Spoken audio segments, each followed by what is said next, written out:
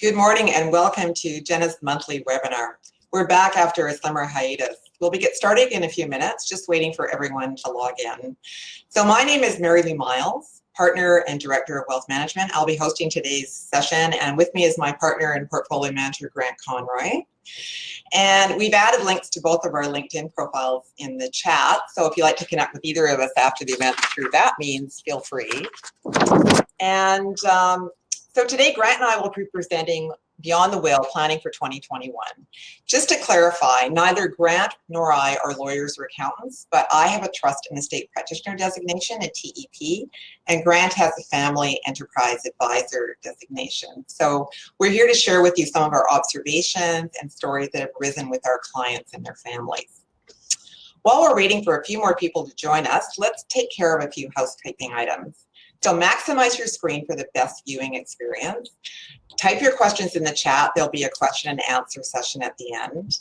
And if you have any technical trouble, we do have some people to assist you. So just let us know in the chat. But one great solution we found is to hop off and then come back in if you're having video or audio trouble. Please note that this session is being recorded, so it will be available to you after the fact as well. I'd like to start with our land acknowledgement, extending my gratitude to the Indigenous peoples, specifically the Coast Salish, Tsleil-Waututh, Squamish, and Musqueam, whose lands we are honored to speak to you today.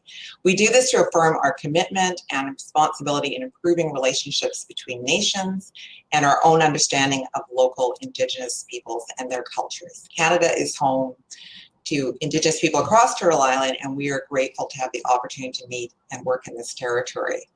Now I'll hand this over to Grant to kick us off and walk us through the agenda. Thank you, Grant.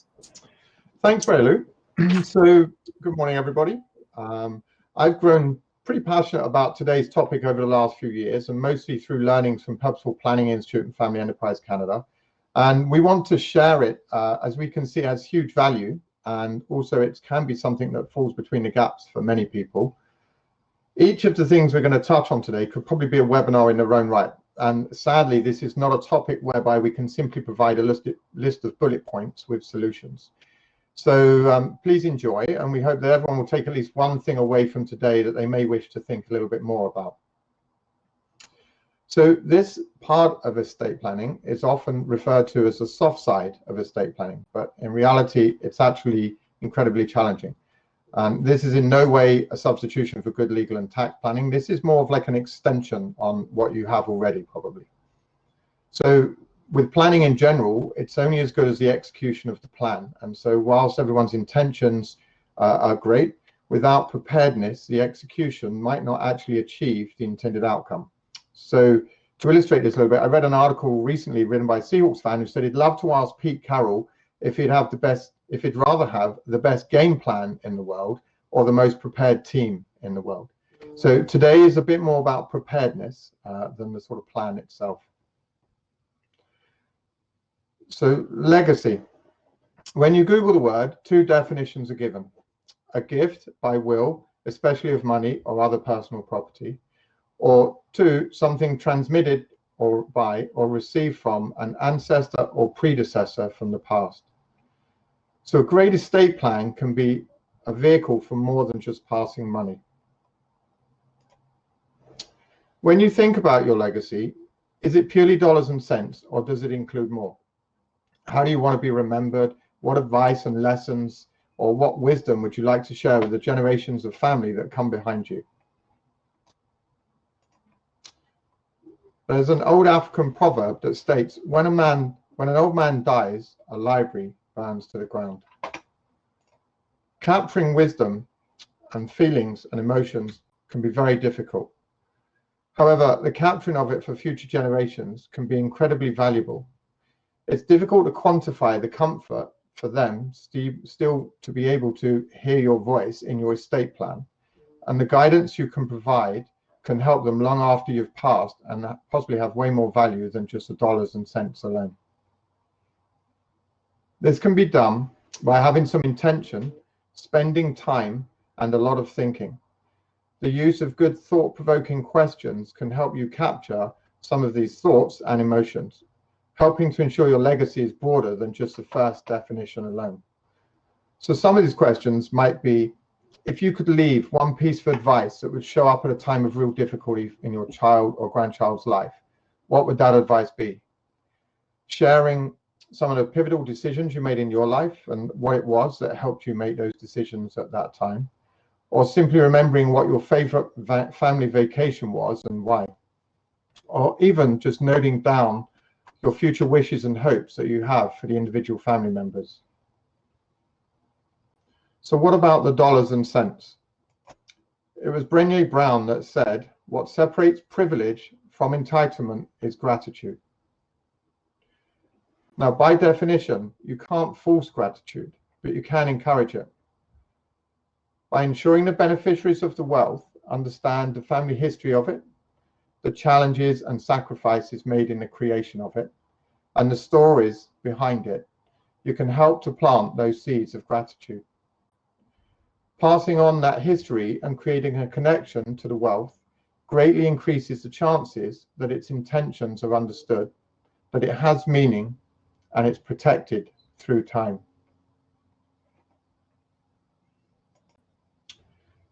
Even for lifetime gifts, you can still share the intention and meaning of the gift, helping to sow the seeds of gratitude. You could explain why you're making the gift, what it might mean to you to be making the gift, and possibly how it would have impacted your life had you had the same opportunity at the same stage of life. Now, with lifetime gifts, there's two things that's good to remember. One, once you've made the gift, you can't get it back. And two, you can't demand gratitude for it, you can only encourage it. A gift is supposed to be a blessing, and it shouldn't be confused with a transfer of ownership, which will likely come with obligations and is something very different.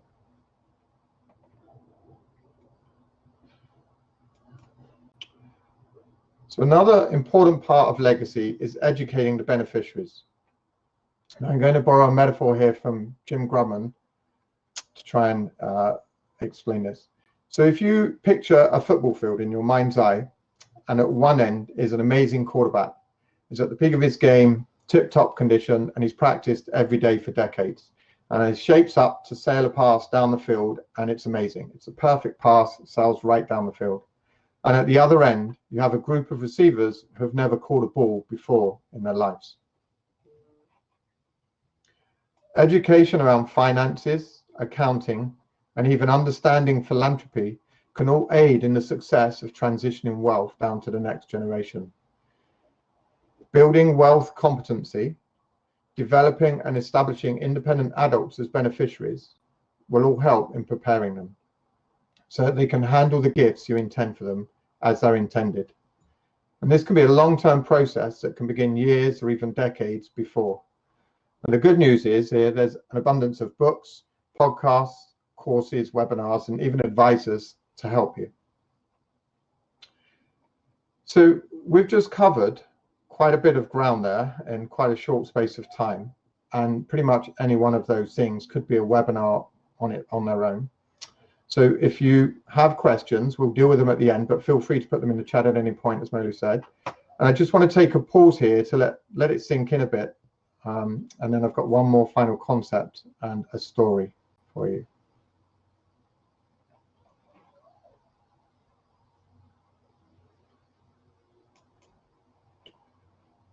So fair doesn't necessarily mean equal. This concept is probably the final one to consider. Typically, we think of fair as meaning equal. We have young children. I completely understand why we grow up thinking this way. If we have anything in our house that gets divided, there's two sets of beady eyes seemingly able to measure down to the last millimeter of it being the same. But fair being equal, or equal always being fair, may not always be the case. So think about this scenario. Fairly common practice these days is for parents to help their children buy their first home. Now, if siblings buy 10 years apart and they both get $100,000 towards a home, is that equal? And is it fair? Now, clearly $100,000 went a lot further in real estate market 10 years ago than it does today. And nobody can answer the question of fairness. It's subjective. But to avoid conflict or sowing the seeds of future conflict, it can be important to consider this in the process. Psychologists have shown that we use the judgment of the process to influence our judgment of the outcome. So if we think that the process is fair, it's more likely that we're going to think the outcome is fair. And this is important, especially where an outcome is hard to judge in terms of fairness.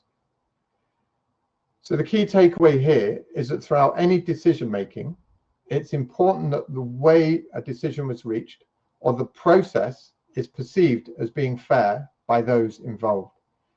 So if there's something you're not sure about, it might be that you think about the fairness of the process to get the decision rather than just wrestling with the outcome. So finally, a story. What if you could see forwards or travel forwards in time and see your legacy? What would that look like for you? Now, I'm sure some of you are familiar with the story of the chemist Alfred Nobel. He was the inventor of dynamite. His death was incorrectly reported in the newspapers of his day, and having got to read his own premature obituary, it condemned him for profiteering from the sales of arms and even referred to him as the merchant of death. In response, he altered his will and he bequeathed his entire fortune to an institution funding 5 prizes for those that have produced the greatest benefit for humankind. So his legacy, the Nobel Prizes, is still going strong today. Not many of us get to glimpse our legacies like this and decide what we want to change about them. But we can have intention and forethought, and we can think about them. Are they to be just number 1, or are they to be number 1 and 2 of the definition? And ultimately, what do we think is more valuable as a legacy? Now, before I pass it over to Mary Lou, we're just going to ask for some participation in the chat on the right-hand side.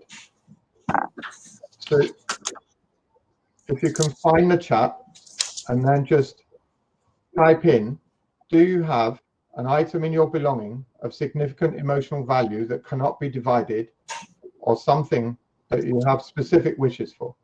And if you could just pop that in the chat. It's a private chat, so no one can see it. Just any items that come to mind.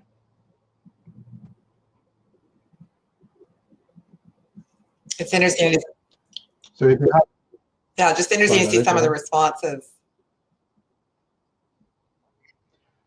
And then if you could type yes or no, have you had a conversation about this with your family? And with that, I'll pass it over to Mary Lou. Thank you. So lots of people are listing all sorts of things, from pianos to jewelry to no, yes, artwork. So thank you so much, Grant.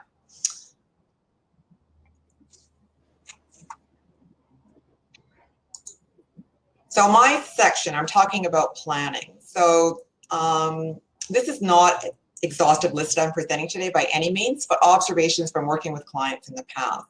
So I'm going to talk about 4 planning considerations that may have escaped your notice. And I'm going to start with tangible personal property. So a lot of you are going to say, what is that? Well, basically that's your personal effects. So this is an area which often is overlooked when you're creating a will or even talking about legacy with your family.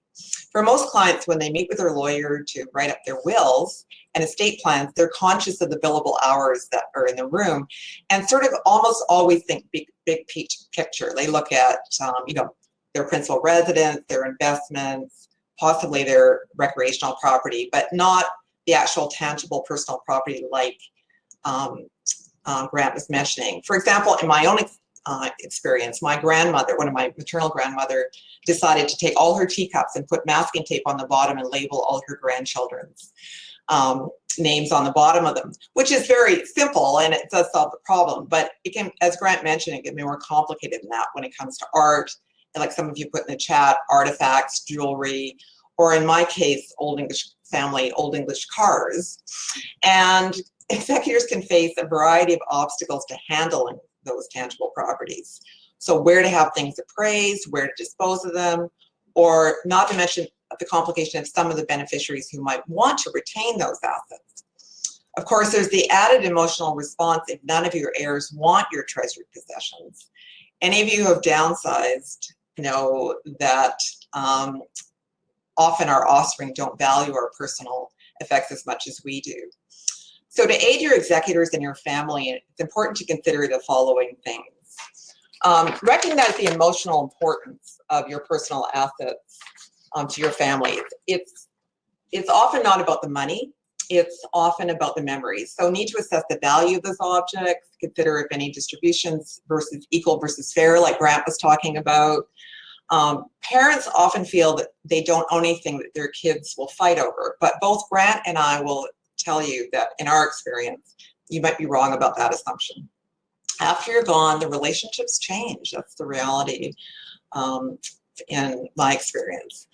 So the key to seek input from your family, Grant's going to expand on this subject in the final segment of our webinar, and often the value we place on these items may not be the same for generation 2.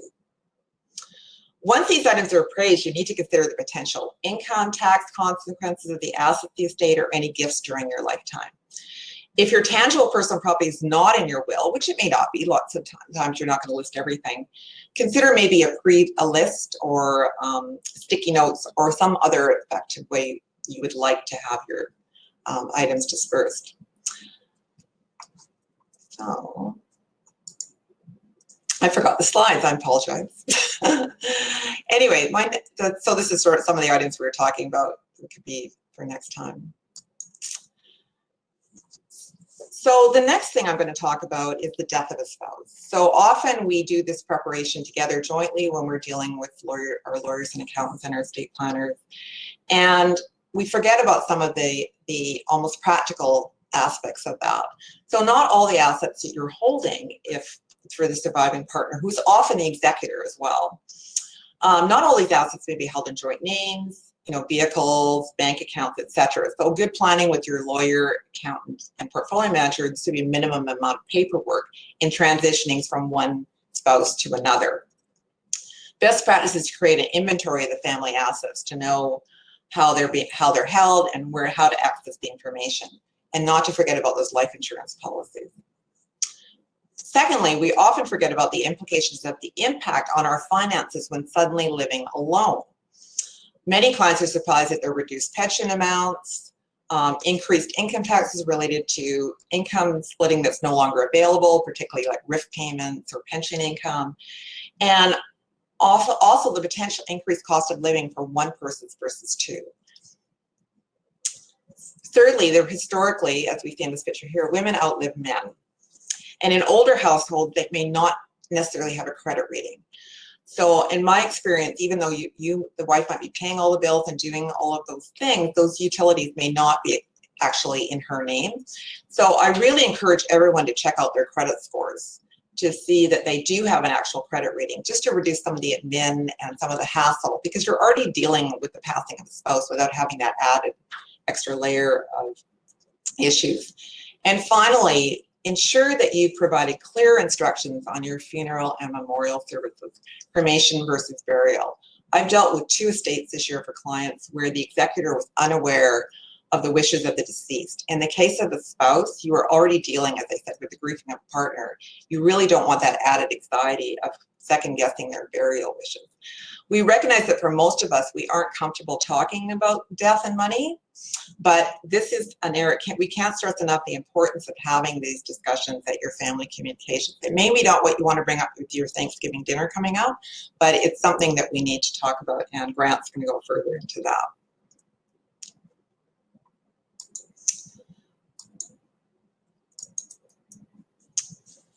Vacation properties is my next item. So recreational properties. For those of us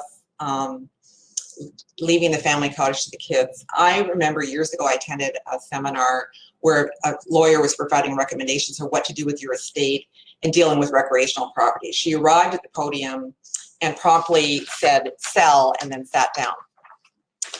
Of course, she got up later to expand on this subject, but honestly, that's probably the simplest thing in most cases, just to sell it. Of course, the reality is that no doubt that's not going to happen in your family. So again, communication with the family is important. Do you really want the property? Or will the offspring or the heirs tell you if they don't want the property?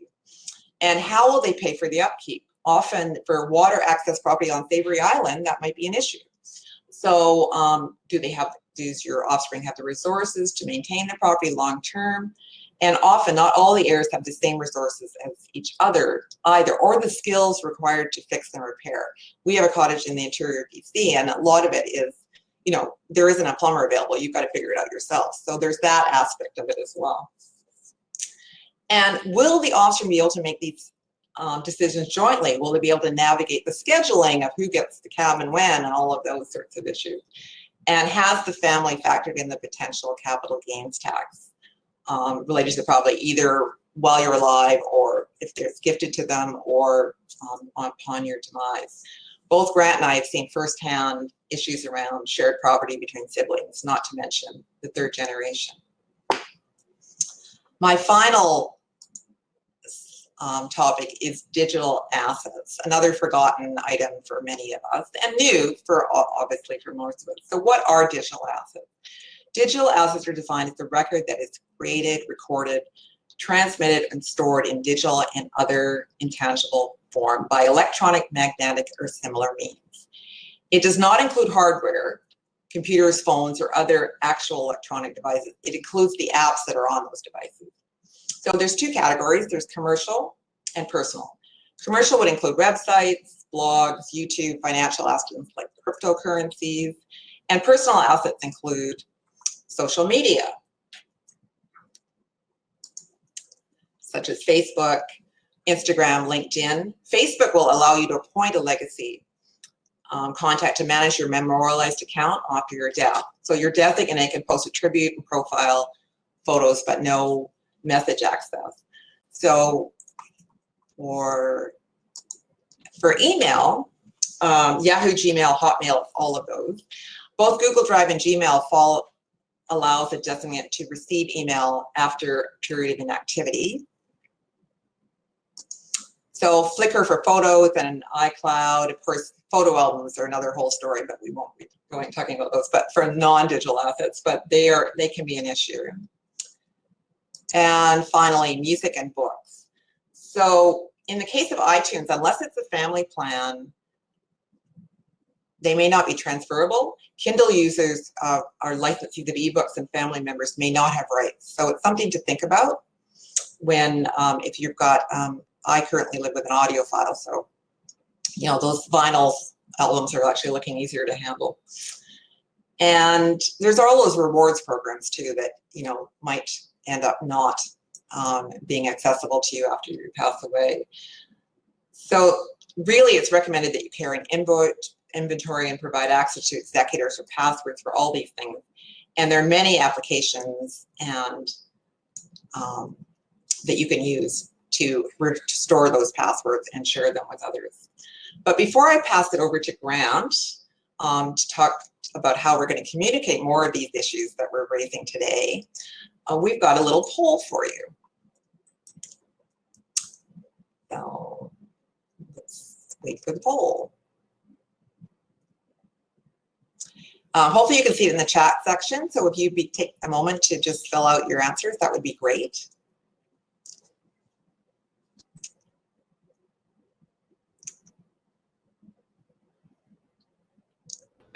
It's great seeing these come in. There's a bouncing around of the most popular answer. So I've never, outside of writing my will, and I pulled it up at dinner informally, seems to be the most common responses so far. There's quite a few, actually, there's a few people who have done regular scheduled meetings as well, so that's good. But the biggest two are the never outside of the will, and I pulled it up at dinner. Well, thank you for those answers, everybody, and thank you, Mary Lou. So, increasing communication. There was a study by Roy Williams and Vic Presser that was in the early 2000s into the legacies of 3,250 families. They wanted to see what successful families did in common and what were the pitfalls to be avoided. Now, this is a very much cited study, but they found in the failures, or 60% of the unsuccessful transitions, were down to a lack of communication and trust. And a further 25% was down to unprepared heirs. So back to catching that football from the analogy earlier. So let's just absorb that for a moment. Out of all those families that study, 85% of the reasons that they found for the failure of the passing of assets going as planned could have been avoided, or it was in the control of the families to prevent it prior to the event happening, just with a bit more communication and preparing the heirs. Now, this study is used as a fear-driven motivator quite often, but there's lots of positive reasons why increasing communication is valuable, such as better appreciation for other family members, a closer connection, better decision-making, less conflict, and even resolving issues or just avoiding them before they happen. And not to mention, hopefully, a feeling of inclusion and fairness, reducing potential conflict down the road, going back to the is equal fair part earlier. So here's an example of how not to do it. Everyone comfy? Good. Now, don't touch any of those buttons in front of you for a very important reason, i.e., you are wired into the rest of your family. You have the ability to shock them, and they have the ability to shock... Just testing. Why, no, Homer, not yet.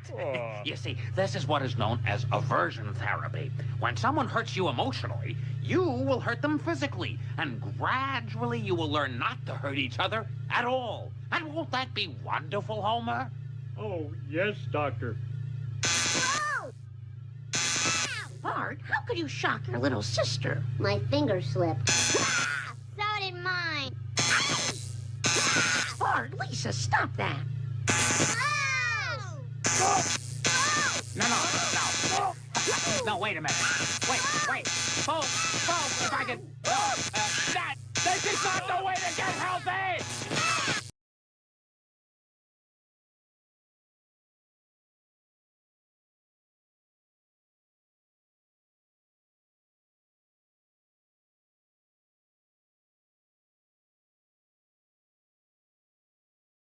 Scene from The Simpsons there when I talk about family meetings, and thought I just want to share that with everybody. So every family is different, and there's no one-size-fits-all solution here. But with most things in life, better communication leads to better outcomes. So the most common and obvious way to try and increase this communication are family meetings. And when I first heard of this term, I thought it sounded pretty serious and way too formal for most people. However, I've learned a few things since, and I've actually witnessed it help bring families together. It helps improve listening skills and can even reshape the way a family communicates for the better. So most importantly, for today's context, it can provide a forum to address topics that were previously considered out of bounds. So such as addressing Mary Lou's suggestions earlier on tangible personal property. Trying to have sensitive or emotional conversations around the table at Thanksgiving isn't the right forum. It doesn't allow for the time and space they deserve or that you and your family deserve. So a few things I would note. The emphasis really is on the word family. You could call this family huddle, family session, family meeting.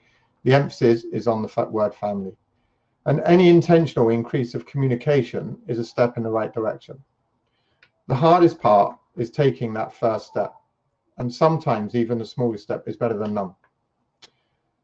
The process should be considered a journey and not a solution in itself. Don't expect just to have one meeting and solve everything. Do try and make them fun, especially if you want people to come back again. And it's a great opportunity to encourage gratitude for what the family has beyond just financial assets. As with any meeting, it's best to plan it. It's best to have an agenda, figure out who should attend. Should it be in-laws or only direct family? Set aside some time without interruptions and probably with phones turned off. Have some rules of engagement, such as we're going to listen to each other and respect each other. We have confidentiality. Anything that's said around the table stays at the table. And most importantly, go into it open-minded. So in conclusion, none of the huge amount of ground that we've just covered replaces the need for good legal and tax planning. We can recommend plenty of good professionals if that's what you require. This is more about being prepared, both in what you want your estate plan and legacy to be and how it's to be received. So really, we hope we've kind of provided a sort of menu of food for thought for you to consider. And to anyone thinking about adopting something from today, I'll start by borrowing a quote from Caroline Bailey: "Start where you are and then grow as you go."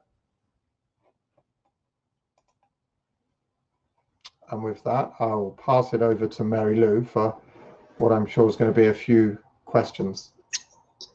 Questions coming in, so love to hear more from all of you. The first one we have is the best way to check your credit score. We will be providing resources at the end of this session, so if you're registered on a number of web links, and we will include the credit score like Equifax in that list as well. Question here about fairness. When mental illness is involved in multiple inheritors, is it better to include everyone, even the more stable, in a single trust, or is not single out less independent family members?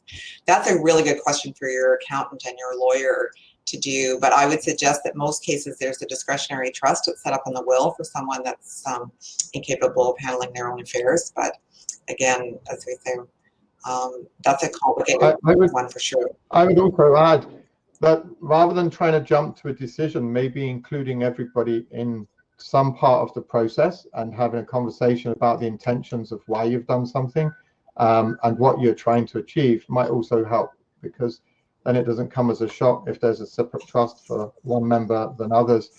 And I don't know, but I'm sure that most people in the family would understand the rationale behind your decision making. Right. Thanks, Grant. One question has been asked, is this record? Yes, this whole session is being recorded for distribution, so it will also be available on our website later. So if you've registered today, you will get a copy of it as well. Thanks for that.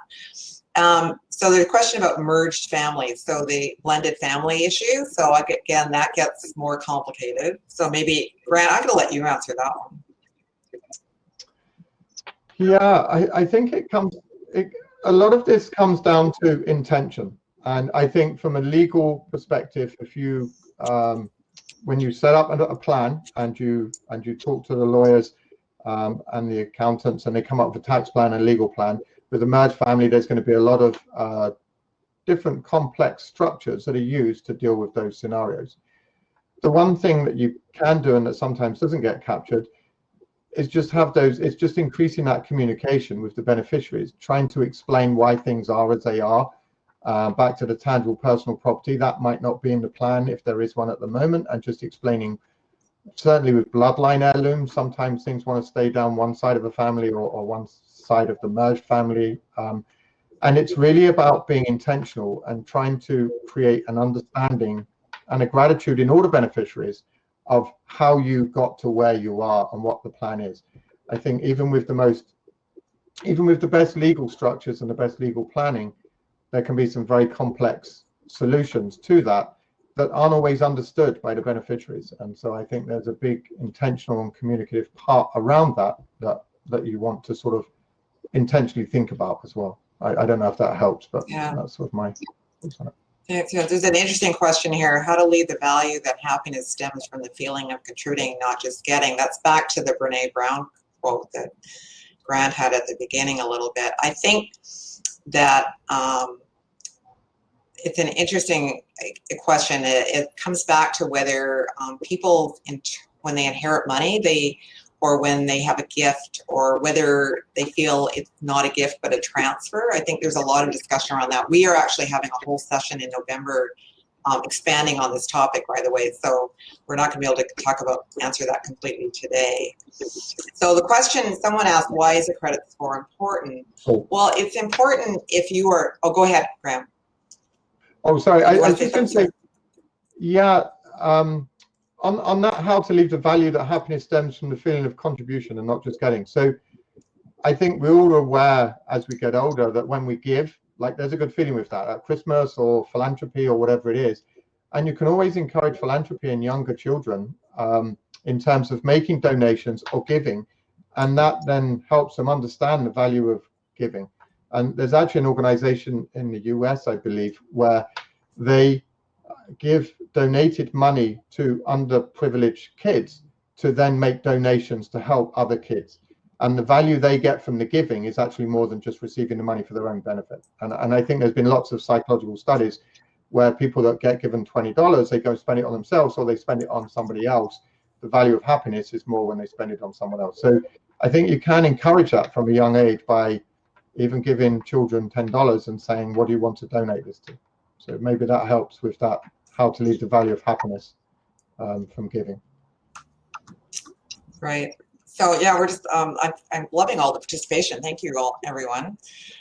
We've got, so how do you think about, why is a credit score important? So why it's important actually is just if you're single and dealing with some of your, you have to get a credit card after your spouse passes away, or you're figuring out the Fortis or your BC Hydro things, or all of that sort of things once it becomes in the other spouse's name. So it just makes navigating that whole process a lot easier. What do you think about will planning when you're single? So that's back to some of the issues that we raised when you've lost a spouse. It's a similar situation. There is obviously less planning available, but there's still techniques that you can work with your lawyers, accountant, and financial planners to determine about what you can do to mitigate your system. And back to Grant's point on philanthropy too, there's opportunities there as well. So, and also if you have a will or an estate plan, by definition you have beneficiaries. They don't have to be children or a spouse, and you can still communicate to those beneficiaries.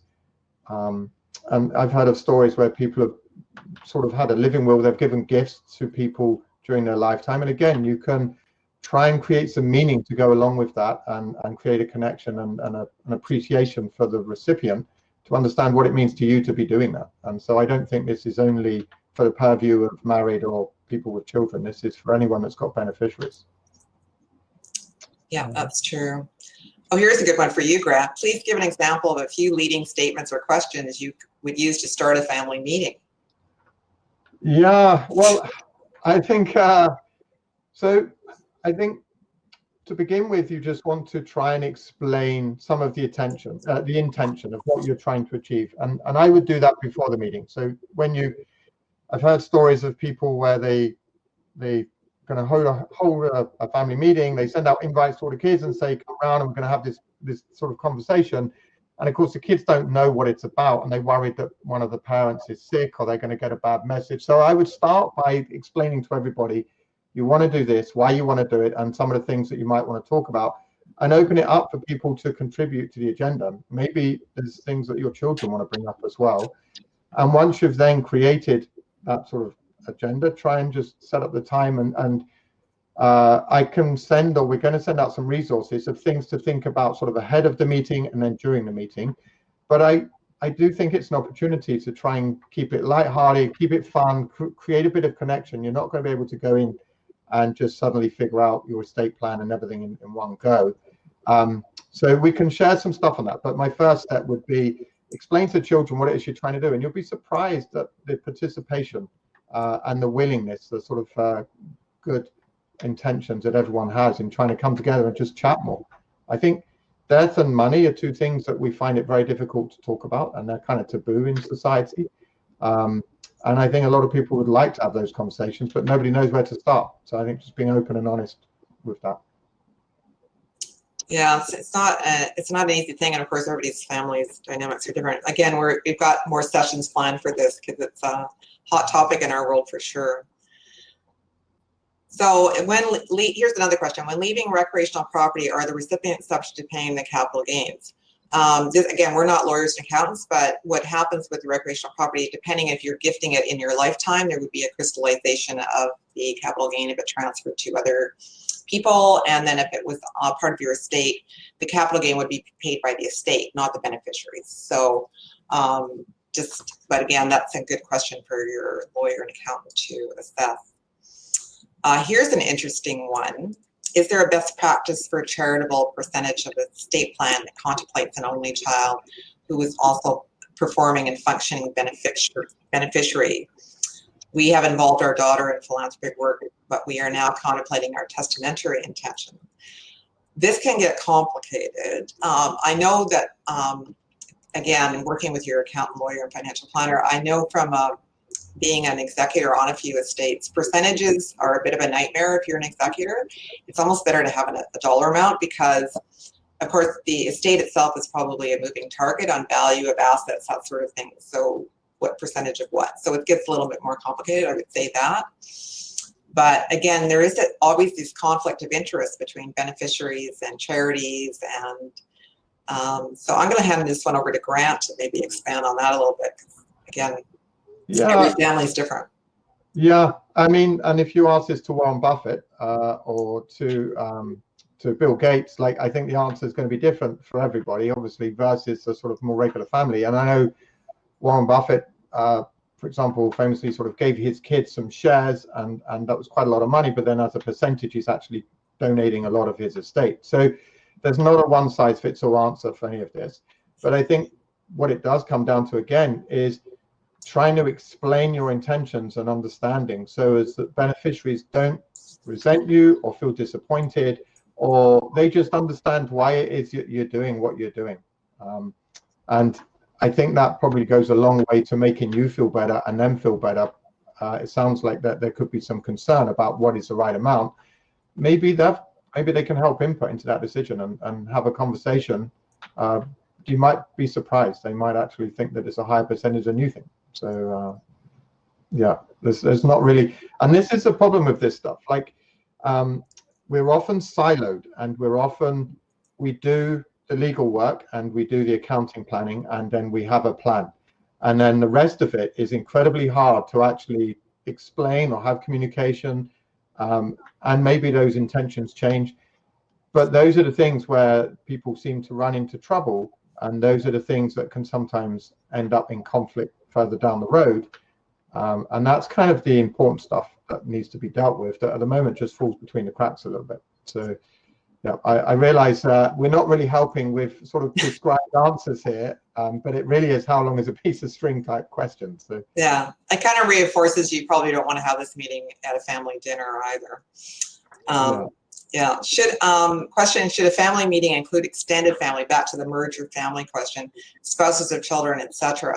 That's a tough one because it gets complicated, of course. And I think back to Grant's point though, about the fair equals equal and people having ownership of some of this, like if they feel that they're involved in the decision making, I think it makes it easier down the road. And yes, there might be some conflict and there might be some mediation involved and all of that sort of thing. But knowing the big picture for things, I think almost helps. And like Grant said, you don't know on even the philanthropy side what the expectations are or the perspective of your offspring on some of these things. So it's really, I think having the conversation and the communication is really key.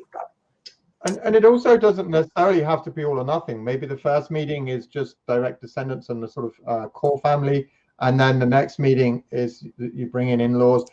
I mean, a lot of us have been in relationships, and we all know that, like, there's pillow talk, people chat to each other, right? So it's not like you're going to exclude in-laws and there's going to be no communication.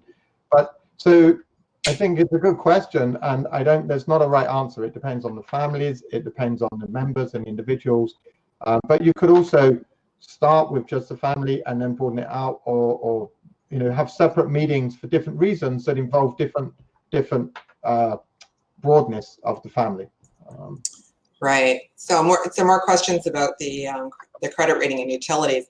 The reality is on credit cards, for example, somebody was saying, well, what would it help if you just have the utilities in both names? That might work on utilities. The problem with credit cards, it doesn't work. With credit cards, there's always a primary person, and usually it might be the male. And so the other person that's a subsequent on the card does not have the credit rating. So that's the issue I would suggest that you might want to consider on that one. Here's an interesting question. How much should in-laws be involved in decision versus bloodlines? So Grant, do you want to handle that one? Sorry, repeat that again. Where is that? I was just. How much should in-laws be involved in decisions versus bloodlines? Yeah, again, it depends on the family. Depends on the in-laws. We're all in-laws to a family generally, and it also depends on what you want to achieve. The fewer, I will say, the sort of more people involved in a decision-making process, the harder it is to get consensus. And maybe that's something you also want to discuss. Do we want to make decisions by consensus, or is it a simple majority? And so the more people involved, typically the trickier it becomes, just communicating amongst 10 people versus 4 people or whatever it is. So yeah, I don't have a sort of a yes or a no, as in you should or you shouldn't. It really depends on the family, on the in-laws. And again, maybe it's something that you start out with the core family first, with just the bloodline descendants, or the core family, and then you broaden out. There's going to be input. Whatever happens, there's going to be input. It's not as if the in-laws don't have conversations with their spouses at home. But yeah, there's, as with all of it, like there's not a really, I would say there's not really a right and wrong. It's really just about starting that intentional communication. And I get a lot of these questions around where to start. And you can't do it wrong. If you start and then people at the table say we really should be involving the in-laws as well, then I think maybe there's a case to do that. If you have in-laws and then people at the table voice a concern that there's too many opinions at the table, then maybe scale it back. So it's really, the hardest part is just starting and knowing what it is you want to try and communicate and what it is you're trying to achieve. But once you start, the rest of it will sort of, it's going to get messy, but it's going to start moving forwards, and it will become a little bit clearer with time, I would think. And I should add, sorry, you can always get facilitators to help with the meeting. So you can either do it yourself, and you can try, and this depends on the families as well, or maybe hire an outside facilitator just to come in and facilitate the meeting so that all voices get heard and everybody feels involved, and to stop sort of a matriarch or patriarch being the main voice at the table. Sometimes it's hard to facilitate for yourself like that. Yeah, it's just, we've got a lot of questions that we're not going to be able to get to all of them, unfortunately, but we will, please reach out to us after the session if you've got some burning issues that you'd like us to answer. One of the questions I'm going to ask about this is, worried my kid will get spoiled and entitled if he knows the size of my estate. An amount or size of numbers be fully disclosed. I think, again, you know, back to Grant's, I'll let Grant answer this as well, but I would say that really it depends partly on the age and maturity of your children, on, you know, what, you know, maybe the numbers aren't, but more the concepts. I don't know, over to Grant on that one. That's, you know. Yeah, I mean, that's a very common fear and a very real fear.